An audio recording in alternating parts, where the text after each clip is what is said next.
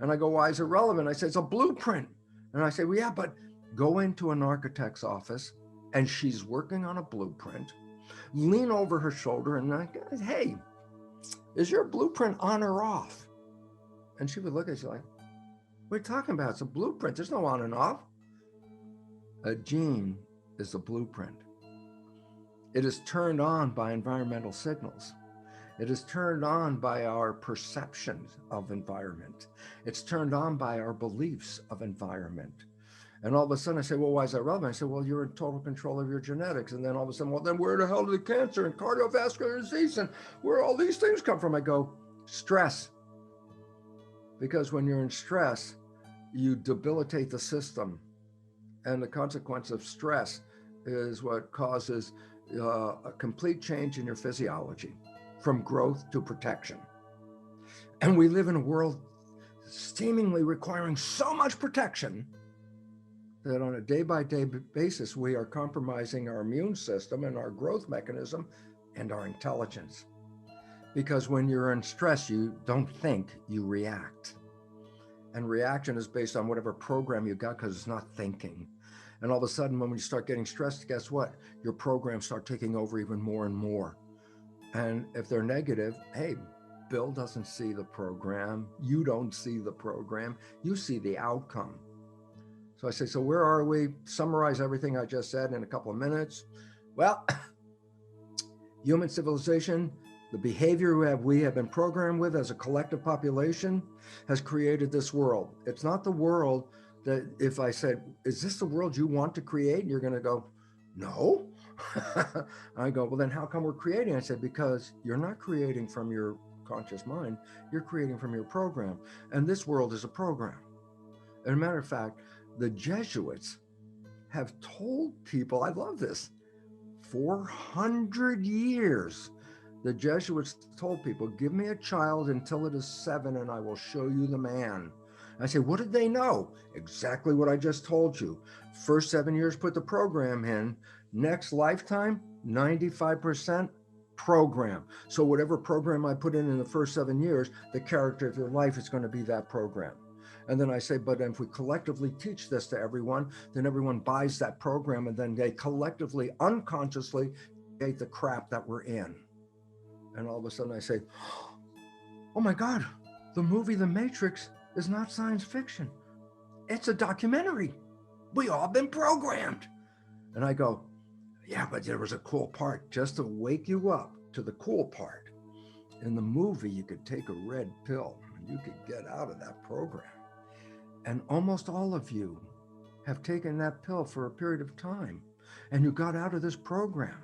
And I said, what was the consequence? I said, most of you at one time had fallen in love with somebody and your life was blah, blah, blah, blah, blah, blah every day. Why? Because 95% was coming from the program, which gave you blah, blah, blah. And then the day you fall in love, guess what? You stop thinking. I said, what do you mean? Well, if you've been looking for this person and they just show up in your life, what the hell do you want to think for? You want to be here now. Oh, be mindful. Oh, what does that mean? Stop thinking. What does that mean? No more defaulting to the program. You are now in 100% or 90% actually creative mode. And I say, so what is the result of two people coming together in love like that? It's called a honeymoon. I say, what the heck is the honeymoon? Heaven on earth. I go, so why is that relevant? It was always there. But you only experience it when? When you stop playing the program long enough to create. Now, it doesn't have to be in love with a person. It could be in love with a pet. It could be in love with gardening. It could be in love with cooking a dinner. It could be in love with painting a picture. Basically, what does it mean?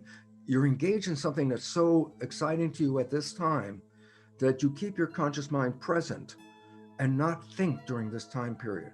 The result of not thinking is not playing the program. That's red pill. I say, what is the consequence of taking a red pill? Hell can turn into heaven in one day. In one day. So the bottom line is we've created, human civilization is created in what was a garden, hell. But we're creators. And yet we look around and go, what the hell is this? It's hell. I go, why? Because you're not using your creative mind in a day-by-day basis. You're just playing the program. It's invisible to you as it is to Bill. And I go, so the net consequence, ultimately I'll come to a conclusion. And the net consequence is you go through life, you start in the morning thinking, today's the day I'm going to create the best life, the best romance, the best job.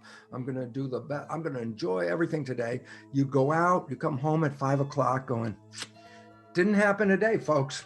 Didn't happen. And then I say, well, why not? And then you say, I don't know. I woke up, I was going to do all this, and the world is not supporting me. I'm not being supported. I have these wishes and desires, but obviously I'm not being supported to express them. And I go, ha! No, you stopped playing your wishes and desires and started operating from that moment. 95% the rest of the day was whatever you were doing, job, working, whatever thing you were involved with, you were thinking 95%. The behavior that came out was not the heaven you were looking for, but the world as we experience it. So now the wake-up call is coming. And the wake-up call is coming. The world that you're experiencing, because of the way you are collectively creating, collectively, I use that big word, all of us, we are collectively sharing a creation by program, that it's a wake-up call that says you cannot do this anymore. We need to change the program. It's time to wake up. And it's time to wake up. You're a creator. That's exactly what quantum physics said day one, 1927. Mind is the matrix of all matter. And the significance about that is, well, then there's a point where you have to look at the world and say, this is not what I want. I'm going to change. And then you can start to take control. But you can't take control if you didn't know you didn't have control. Everyone out there is presuming they're victims of the world out of control. And it's like they didn't even know they were involved. And so the wake-up call number one is, we're creating this. Quantum physics. The science I got involved with in my history at the university and what changed my life and led to biology of belief was recognizing the story from the cells, that it was their environment that was controlling their biology. And by changing their environment, I changed their fate. And I go, well, wait, the cells in my body, how's their fate? And I say, what's the environment I'm sending them? Because the cells respond to my consciousness. I go, how? The blood is the environment, it's the nutrition and the source of information. And when a brain has a vision, it translates that vision into chemistry that complements that vision. A scary vision doesn't send out love hormones. A scary vision sends out stress hormones. Love sends out love hormones. And I go, why is it relevant? It's the information in that blood, whether it's going to the fetus or going to your 50 trillion cells, that is determining the character and fate of your life at this moment. We've been led to believe that genes control all this. It turns out genes are responsible for less than 1% of disease. 90+% of diseases, lifestyle and consciousness. I say, why is that relevant? That's in our control. Yes, we can change that. We are the powerful people who are sending thoughts to 50 trillion cells. What are you sending them? COVID. Oh. Well, that automatically released stress hormones, which by definition shut off the immune system. That's the function of stress hormones, to get your energy up for running away from that tiger you were afraid of, not to use the energy to kill the bacteria. Immune system uses a lot of energy. If you've been sick, you realize you didn't even have energy to get out of bed. I go, yeah, so when you're running from a tiger, immune system is not necessary. So stress hormones shut it off. And they shut off the growth mechanism that maintains health. Why? If you're running from that tiger, I want all the energy that I need to get away from the tiger. I'll grow later if I'm still alive, okay? And then lastly, just to wrap it up, I keep saying lastly for the last hour, but lastly, to wrap it up, when we're in stress, this is very critical, we do not use conscious brain processing. We use reactionary behavior. reflexes, hindbrain. Why? It's fast.